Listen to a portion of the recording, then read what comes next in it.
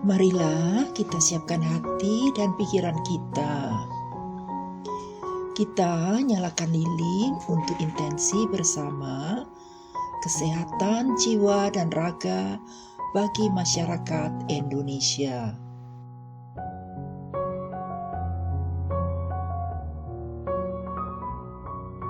Kita awali siarah ini dengan merenungkan Matius bab 12 ayat 38 hingga 40.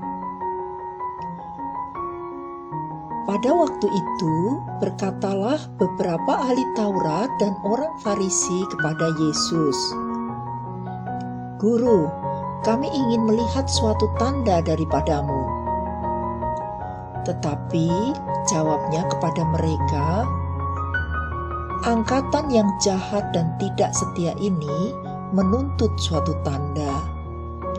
Tetapi kepada mereka tidak akan diberikan tanda selain tanda Nabi Yunus. Sebab seperti Yunus tinggal di dalam perut ikan 3 hari 3 malam, demikian juga Anak Manusia akan tinggal di dalam rahim bumi 3 hari 3 malam." Marilah kita berdoa pribadi.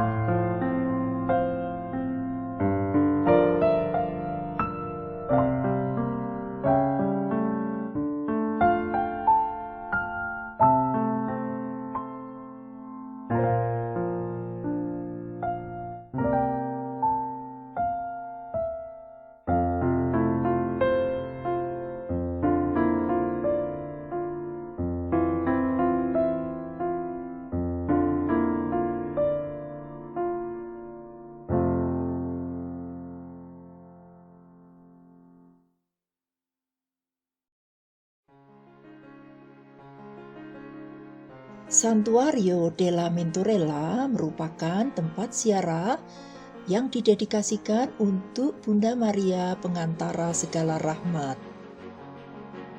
Letaknya berada di atas Gunung Guadagnolo dengan ketinggian sekitar 1018 meter dari permukaan laut. Tempat ziarah ini dikategorikan sebagai tempat ziarah untuk Bunda Maria yang tertua di Italia, bahkan di Eropa. Di tempat inilah Santo Eustachio disapa oleh Yesus dan mengalami pertobatan untuk menjadi pengikut Kristus di abad pertama kekristenan di kota Roma. Sebagai konsekuensinya, Santo Eustachio beserta keluarganya dibunuh dengan dimasukkan ke dalam sebuah bejana berbentuk kerbau dan dipanggang hidup-hidup hingga wafat sebagai martir. Menurut legendanya, tempat ziarah ini didirikan pada abad keempat atas inisiatif dari Raja Konstantin pertama untuk menghormati pertobatan Santo Eustachio.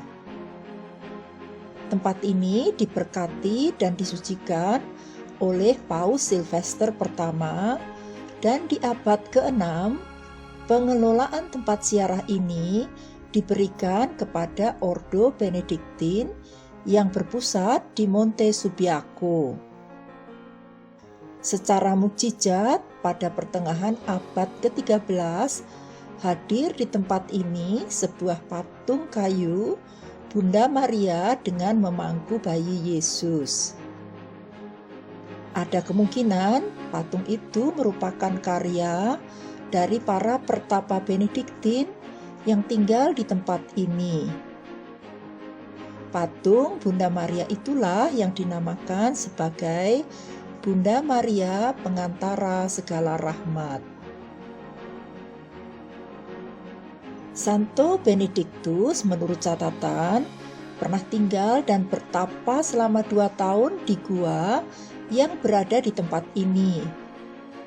Sayangnya di abad ke-14, tempat ini ditinggalkan oleh para pertapa Benediktin dan baru ditemukan kembali di abad ke-17 oleh seorang pastor Yesuit yang bernama Pastor Athanasius Kircher.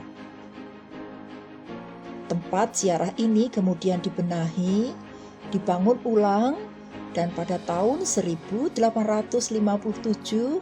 oleh Paus Pius ke-9, tempat ziarah ini diserahkan pengelolaan dan perawatannya kepada Congregazione della Risurrezione atau Kongregasi Kebangkitan yang disingkat dengan CR.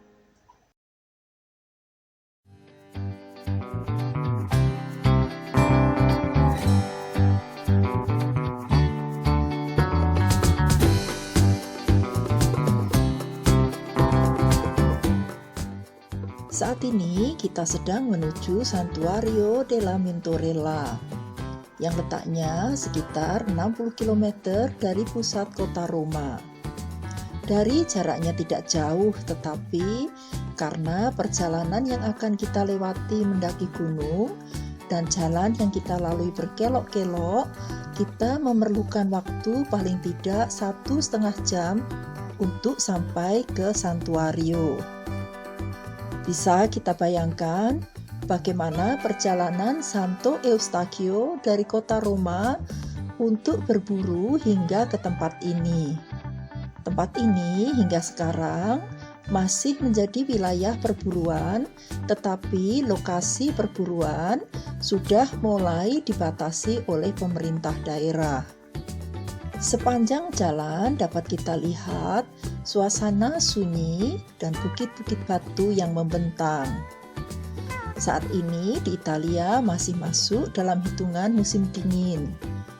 Tapi di sini tidak kita lihat adanya salju karena ketinggian Gunung Guadagnolo tidak mencapai 3.000 meter dari permukaan laut.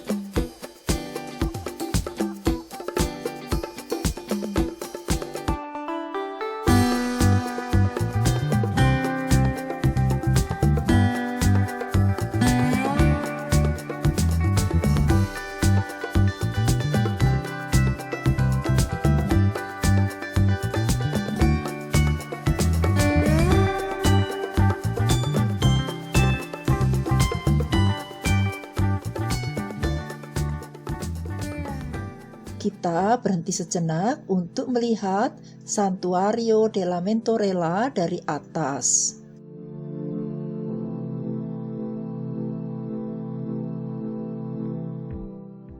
Di depan kita itu adalah santuario atau tempat ziarah yang akan kita kunjungi. Inilah pemandangan alam di sekitar tempat ziarah. Tampak seperti berkabut karena saat ini tingkat kelembapan udara sangat tinggi, sehingga pemandangan di depan kita tidak bisa kita lihat secara jernih. Kita perhatikan ada sebuah bangunan yang letaknya paling ujung belakang. Itu adalah kapel yang dipersembahkan untuk Santo Eustachio. Di tempat itulah Santo Eustachio disapa oleh Yesus. Kita lanjutkan menuju ke santuario secara lebih dekat.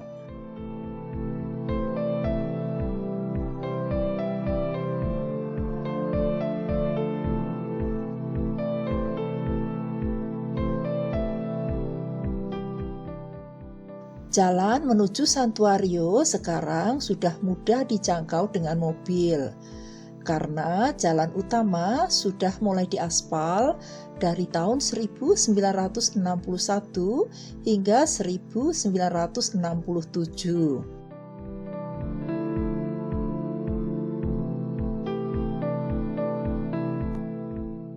Paus Yohanes Paulus II sangat menyukai tempat ini untuk berdoa dan menyepi, karena suasana di sini sangat sunyi, dekat dengan alam, serta tidak jauh dari kota Roma. Ini adalah jalur jalan kaki atau trekking yang disukai oleh Paus Yohanes Paulus II.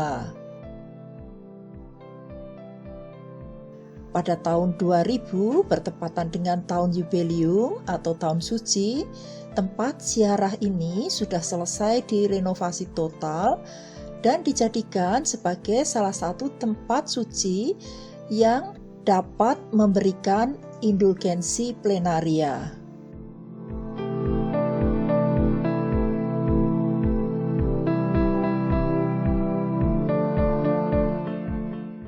Di depan pintu masuk dituliskan bahwa peziarah yang berkunjung ke tempat ini pada hari Minggu terakhir di bulan Agustus dapat memperoleh indulgensi plenaria atau pengampunan penuh dengan syarat-syarat sebagai berikut.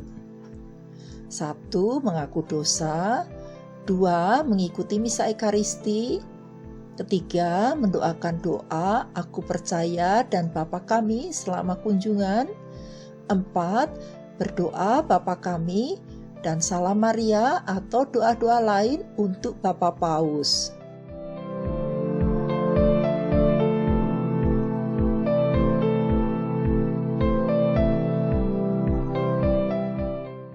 Ini adalah informasi yang menjelaskan sejak tahun 1857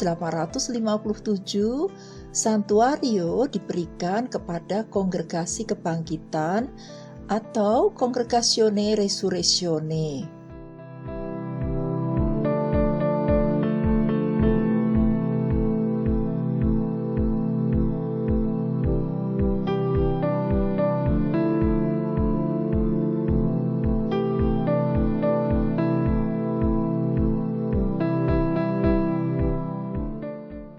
Ini adalah patung dari Paus Yohanes Paulus II. Di depannya ada lonceng tua yang sudah tidak digunakan lagi. Dan di atas batu dituliskan kalimat dari Paus Yohanes Paulus II yang mengatakan, "Tempat ini sangat membantuku untuk berdoa." Di depan kita adalah gereja yang dibangun pada abad ke-12. Perluasan bangunan ditambahkan sakristi serta tempat menginap untuk retret kelompok atau pribadi. Di depan gereja itu ada patung Paus Yohanes Paulus II untuk mengenang kunjungan pertama Paus Yohanes Paulus II di tempat ini pada tanggal 29 Oktober 1978. Sekarang kita menuju ke bagian tertua dari santuario ini, yaitu Gua Pertapaan Santo Benedictus. Gua Pertapaan itu tersembunyi di celah-celah batu dari tebing yang ada di depan kita. Jalan masuk ke gua sangatlah sempit. Untuk itu kita harus masuk satu persatu.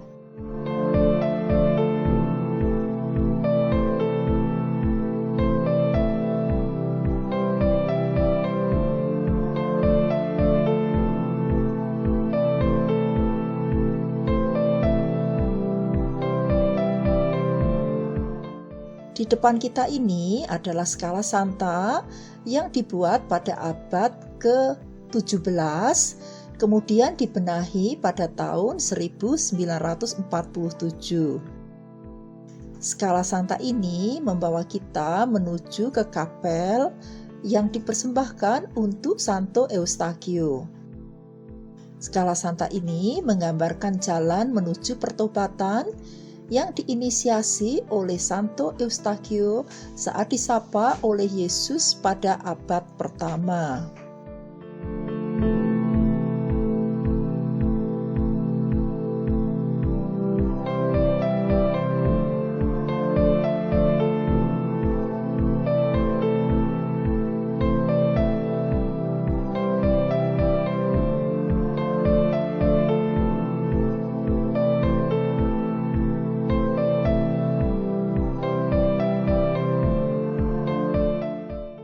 Ini adalah tulang tengkorak dari para pertapa Benediktin yang pernah tinggal dan wafat di sini. Ada pesan yang menarik dari tulisan ini. Saya akan menerjemahkannya ke dalam bahasa Indonesia. Io sono la resurrezione e la vita. Aku adalah kebangkitan dan hidup. Ricordati. Ingatlah. Quello che voi siete, noi eravamo. Diri kalian saat ini adalah diri kami di masa lalu. Quello che noi siamo, voi sarete. Diri kami di saat ini adalah diri kalian di masa akan datang. Qui attendono la risurrezione. Di tempat ini mereka menantikan kebangkitan. Le osse dei Benedettini, tulang-tulang dari pertapa Benediktin.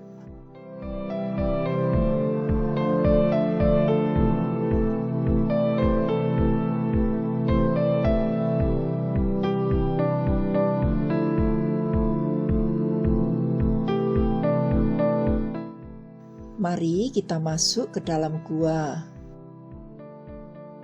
Ini adalah foto Paus Benediktus ke-16 saat berkunjung ke Gua Pertapaan pada tanggal 29 Oktober tahun 2005.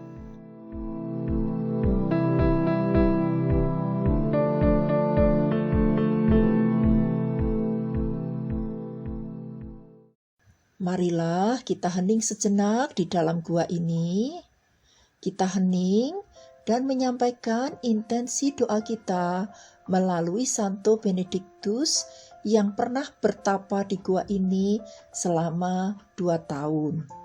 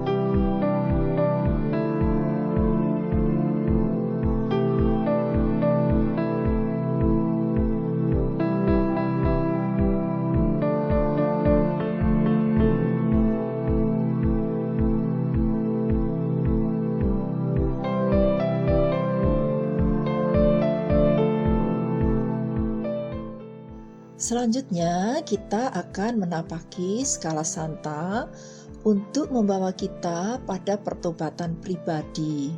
Total anak tangga yang akan kita lalui menuju kapel Santo Eustachio ada 81 buah anak tangga.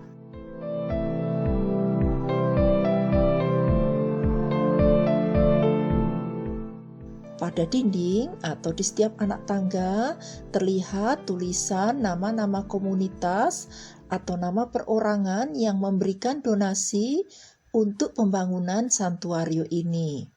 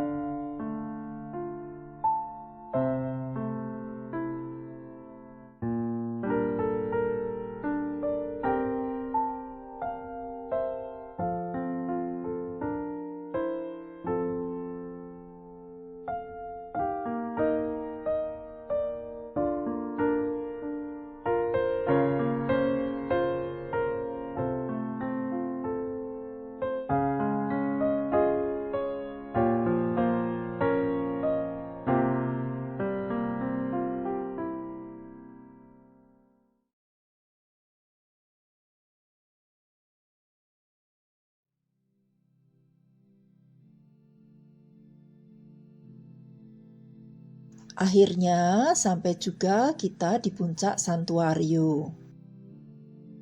Di depan kita ini ada sebuah lonceng unik pengiring permohonan kita kepada Tuhan. Pada dinding ada tulisan Non far da campanaro se il tuo cuore non batti da Cristiano. Artinya, jangan dentangkan lonceng bila hatimu tidak berdetak sebagai pengikut Kristus. Ada tradisi di tempat ini, bila kita ingin memanjatkan doa kepada Yesus, kita akan mengakhiri permohonan atau doa kita dengan mendentangkan lonceng di depan kita ini. Saya akan mewakili para pesiara virtual untuk mendentangkan lonceng ini sebanyak 3 kali bagi mereka yang hendak berdoa secara khusus menyampaikan permohonan kepada Yesus di tempat suci ini.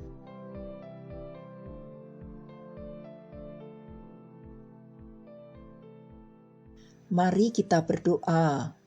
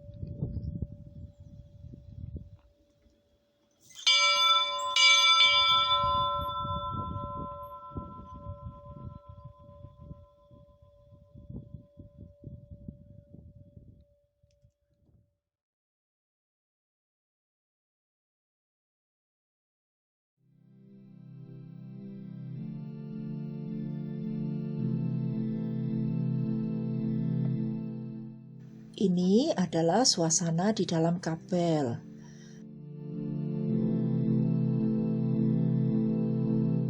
Sayang, kapel ini ditutup, tetapi masih bisa kita lihat ada altar utama dengan lukisan Yesus di atasnya.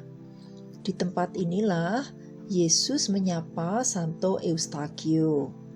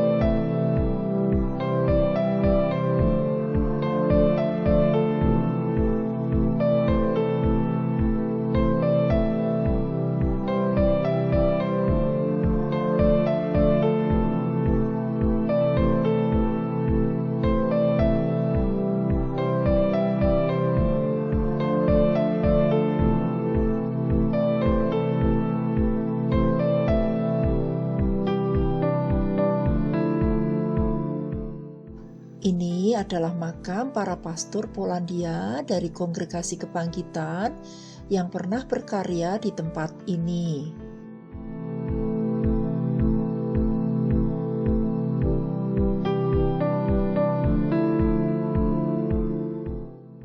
Mari kita turun dan menuju ke gereja.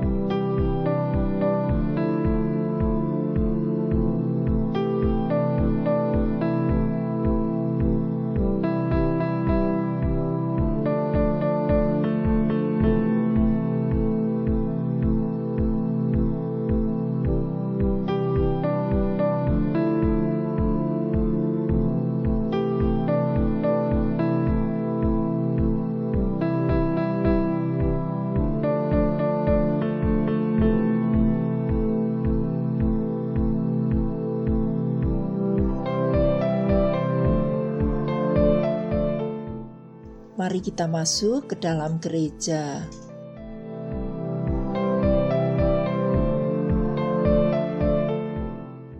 Seni arsitektur dari gereja ini bergaya Basilika Romana abad ke-12 dengan bentuk persegi memanjang.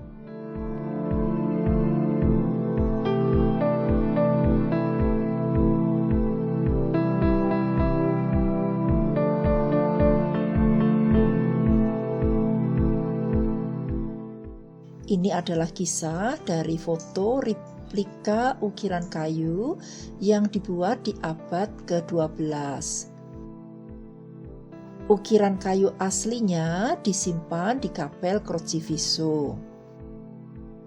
Ukiran ini mengisahkan latar belakang didirikannya santuario. Di sebelah kanan menggambarkan rusa dengan salib Yesus di antara tanduknya yang menyapa Santo Eustachio. Di tengahnya adalah Paus Silvester yang pertama yang memberkati dan menyucikan tempat ziarah ini. Di bagian atas ada lukisan-lukisan afresko yang menggambarkan kisah-kisah yang ada dalam kitab suci.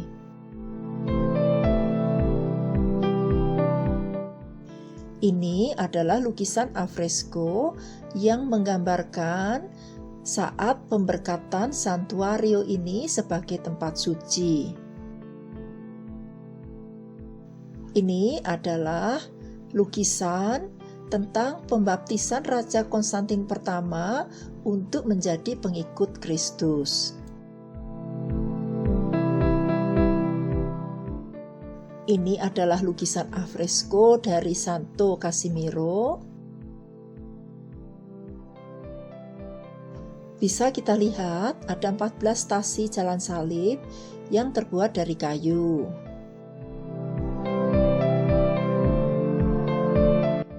Ini adalah lukisan Santa Maria Magdalena.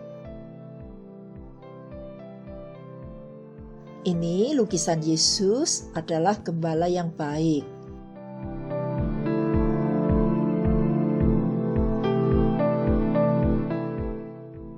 Ini lukisan Santa Lucia.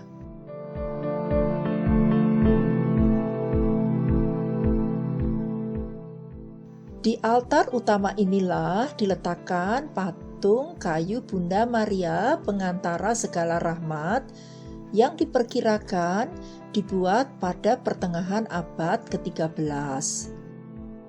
Ditemukannya patung kayu Bunda Maria pengantara segala rahmat di tempat suci ini menjadi pesan penting bagi umat Kristiani bahwa Bunda Maria selalu hadir menjadi perantara untuk mendapatkan berbagai rahmat. Patung kayu itu pernah dicuri pada tahun 1972, tetapi setahun kemudian dikembalikan oleh orang tidak dikenal ke kantor polisi.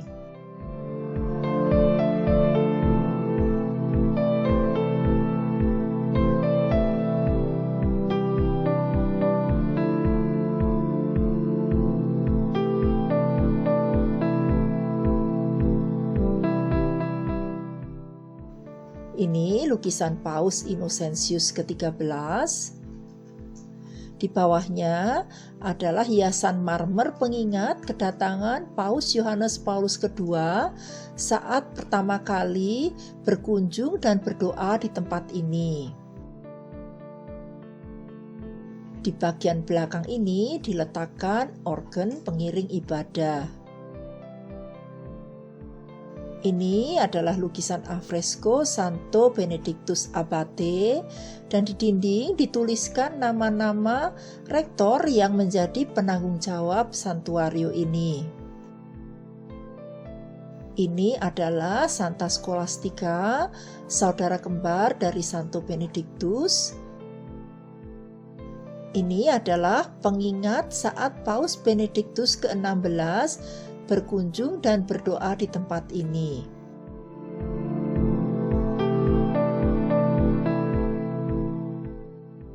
Ini Santo Agapito dari Palestrina.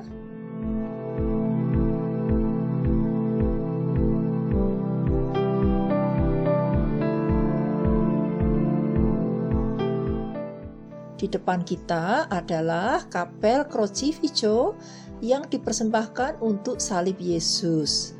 Salib Yesus yang ada di tengah itu diperkirakan dibuat pada abad ke-19.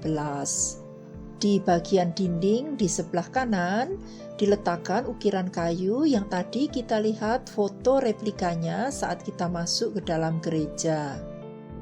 Ukiran kayu tua itu adalah karya dari Magister Guglielmo Facit Hoc Opus.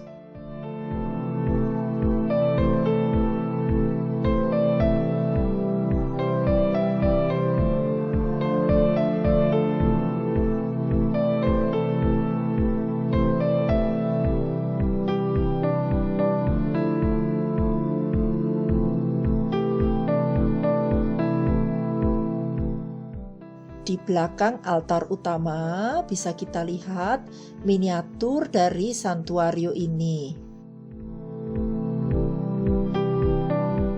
Di bawah altar diletakkan relikwi dari pastor Yesuit Athanasius Kircher yang menemukan tempat ziarah ini dan merestorasi ulang santuario. Ada juga relikwi dari Paus Innocentius ke-13 serta makam dari Bapak Kardinal Bernardo Maria Conti. Di atasnya diletakkan lukisan ikon dari Bunda Maria pengantara segala rahmat. Bisa kita lihat juga ucapan-ucapan terima kasih dari umat yang datang bersiarah dan berdoa di tempat ini dan telah mendapatkan banyak rahmat. Sebelum kita akhiri siarah virtual ini, mari kita kembali hening untuk berdoa melalui Bunda Maria pengantara segala rahmat agar berkenan menjadi pengantara doa-doa permohonan kita.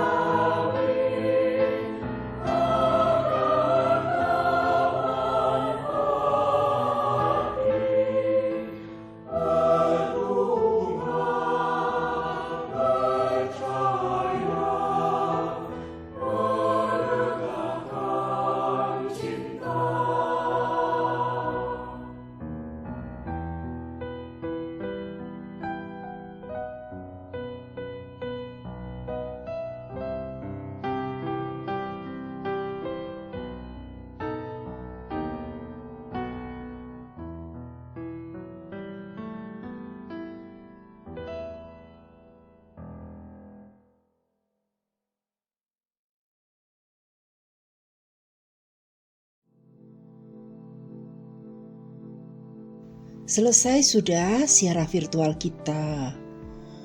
Marilah kita akhiri dengan doa litani kepada Bunda Maria.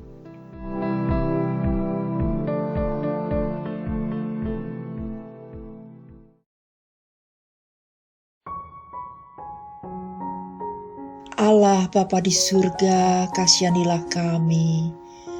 Allah Putra penebus dunia, kasihanilah kami. Allah Roh Kudus, kasihanilah kami. Allah Tritunggal Maha Kudus, Tuhan yang Maha Esa, kasihanilah kami. Santa Maria, terpujilah Engkau ya Bunda. Engkau pendoa kami di surga, terpujilah Engkau ya Bunda. Engkau penuh rahmat, terpujilah Engkau ya Bunda. Tuhan selalu besertamu, terpujilah Engkau ya Bunda. Engkau terpuji di antara wanita, terpujilah Engkau ya Bunda. Engkau Bunda penebus dan Bunda kami, terpujilah Engkau ya Bunda. Engkau percaya penuh pada kehendak Allah, terpujilah Engkau ya Bunda. Engkau perawan yang tetap murni, terpujilah Engkau ya Bunda. Engkau mengikuti Yesus di jalan salibnya, terpujilah Engkau ya Bunda. Engkau diangkat ke surga, terpujilah Engkau ya Bunda. Engkau dimuliakan Allah, terpujilah Engkau ya Bunda. Engkau dimuliakan dari abad ke abad, terpujilah Engkau ya Bunda. Engkau Ratu para Rasul, terpujilah Engkau ya Bunda. Engkau Ratu para malaikat dan orang kudus, terpujilah Engkau ya Bunda. Engkau Ratu yang sungguh merakyat, terpujilah Engkau ya Bunda. Engkau telah mematahkan kekuasaan setan, terpujilah Engkau ya Bunda. Engkau tidak menghukum kesalahan kami, terpujilah Engkau ya Bunda. Engkau selalu memberi dengan murah hati, terpujilah Engkau ya Bunda. Engkau selalu mengabulkan permohonan kami, terpujilah Engkau ya Bunda. Engkau selalu menyemangati yang kecil hati, terpujilah Engkau ya Bunda. Engkau penghibur orang yang sakit, terpujilah Engkau ya Bunda. Dalam nama Bapa dan Putra dan Roh Kudus. Amin.